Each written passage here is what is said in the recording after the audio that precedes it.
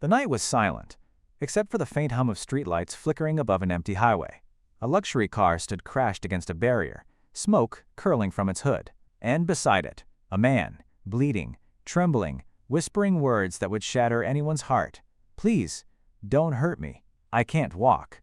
NNHI's name was Malcolm Reeves, a man once praised as one of the most successful black CEOs in America.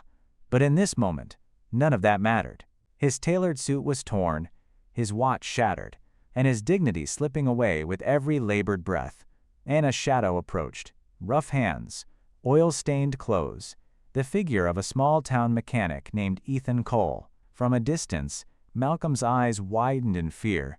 To him, every step Ethan took felt like a threat, not help. Centuries of history whispered in his ears, and every scar of prejudice pulsed through his chest. But Ethan wasn't there to harm him. He was there because no one else stopped. No police, no ambulance, just a stranger with a wrench and a kind heart. NNTHAT night. Something far greater than a car crash unfolded on that lonely road. Two men from two worlds were about to face the cruel truth of how fear, race, and humanity collide in the most unexpected way.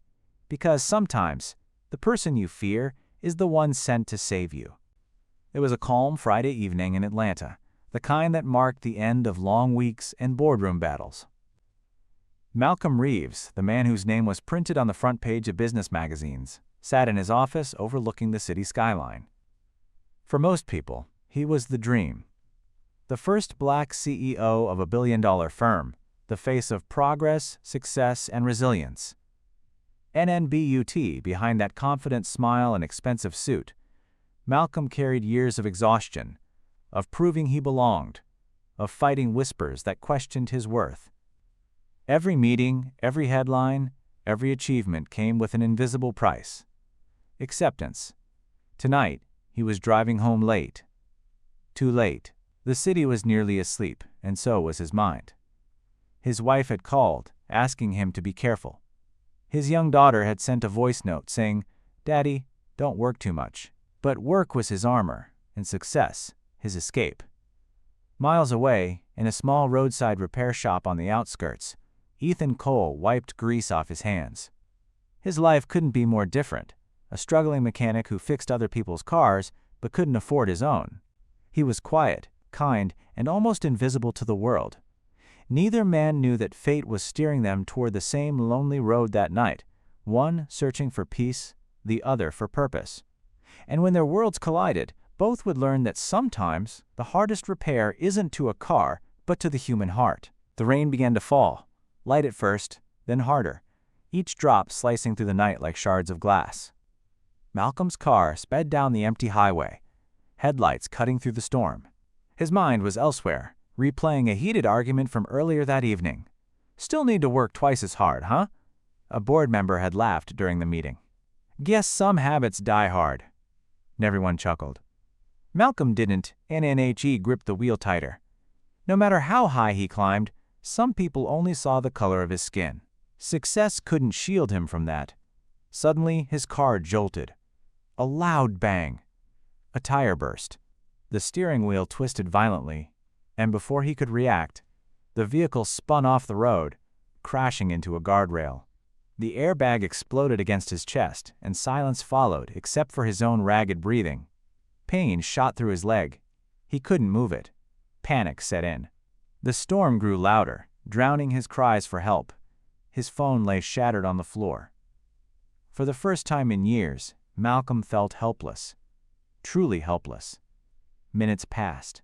Headlights appeared in the distance. A beat-up pickup truck slowed, stopping a few feet away. A man stepped out, heavy boots splashing in the puddles, flashlight in hand. Malcolm's heart raced. He couldn't see the face clearly. Just the outline of a large figure approaching. "Hey, you okay?" the man shouted over the rain. Malcolm's voice trembled. "Please, don't hurt me. I can't walk." NTHE man froze. That moment, heavy, cold, and heartbreaking, cut through the air. Ethan Cole had seen fear before, but never like this. A man bleeding, terrified of the one trying to help him. "And I'm not here to hurt you," Ethan said softly, crouching near the car. "I just want to help."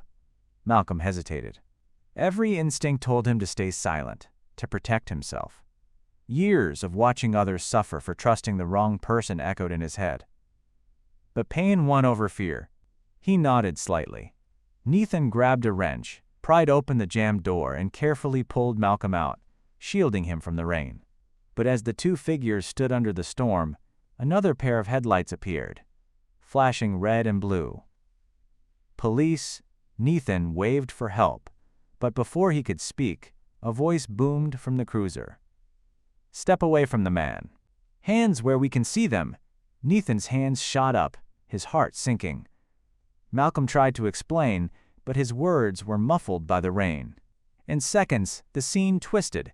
The savior became the suspect, and the victim became a silent witness, too weak to move. Once the officers advanced, shouting commands, Ethan's eyes met Malcolm's, a look of betrayal, confusion, and disbelief between two strangers caught in the same storm. And in that moment, both realized, in this world, the truth doesn't always matter first. Rain pounded against the asphalt, flashing red and blue lights cutting through the darkness. Ethan stood frozen, hands raised high. Malcolm, still on the ground, tried to speak, but pain crushed his voice. NNTWO officers rushed forward, guns drawn. "Step back," one shouted, aiming straight at Ethan. "He's hurt," Ethan yelled over the thunder. "The man's hurt. I'm helping him." "NBUT." The officer didn't lower his weapon. "You expect me to believe that? Get on your knees now." Ethan hesitated for a moment too long, that moment where pride and disbelief collide. "Sir, please. Look at him. He needs—" "On your knees," the officer barked again, louder this time. Rain dripped from his hat as his finger trembled near the trigger. Malcolm forced himself to move, dragging his broken leg through the mud. "He's telling the truth," he gasped, voice cracking. "He's helping me." NBUT. His words barely reached them over the storm. To the officers, it looked like chaos, a white man standing over a bleeding black man beside a wrecked car. They had already decided who needed saving and who didn't. And then a deafening sound, an A shot fired into the ground, inches from Ethan's knee. He dropped instantly, heart hammering, hands pressed into the dirt. Malcolm shouted in pain and rage, tears mixing with rain. "Stop, please!" "He's not the enemy." NTHAT broke through. The older officer hesitated, eyes flicking between the two men, one in a torn suit, the other in soaked work clothes. For a second, the scene didn't make sense anymore. "And check the car," the younger cop muttered, lowering his gun just slightly. As they approached, one flashlight caught the CEO badge on Malcolm's jacket, the engraved initials glinting under the rain. Realization hit like lightning, and NTHE air went still. Shame crept into their faces. Ethan's hands trembled, not from fear, but from anger, exhaustion, disbelief. And Malcolm, shaking, whispered through clenched teeth, This is what you think of us. Of him, of me." NNFOR. The first time that night, the officers had no words. The storm had finally passed, but the silence it left behind was heavier than thunder. Flashlights dimmed, radios crackled, and the officers stood frozen, unsure how to fix what had just been broken. Ethan knelt in the mud, soaked and shaking, while Malcolm leaned against the wrecked car, clutching his injured leg.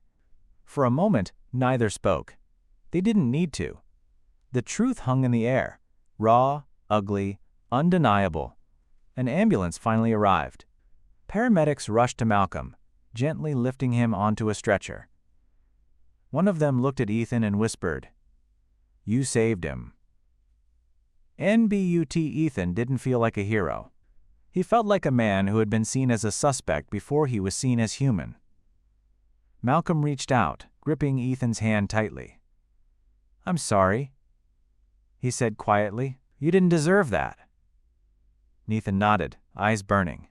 "Neither did you." Weeks later, news channels would air the story. Black CEO rescued by mechanic during highway accident. But they didn't show the fear, the gun, the trembling voices in the rain. They didn't show how close two innocent men came to being another tragedy, just because of how things looked in the dark. Malcolm never forgot that night. He stepped down from the spotlight, using his voice not to celebrate his success, but to expose the silent biases that nearly cost two men their lives. Nathan, too, changed. He opened a small repair shop with a sign above the door that read, "Help first. Judge never." NTHAT night didn't just change them. It revealed something about all of us. Because racism doesn't always scream. Sometimes it whispers through assumptions, through silence, through fear.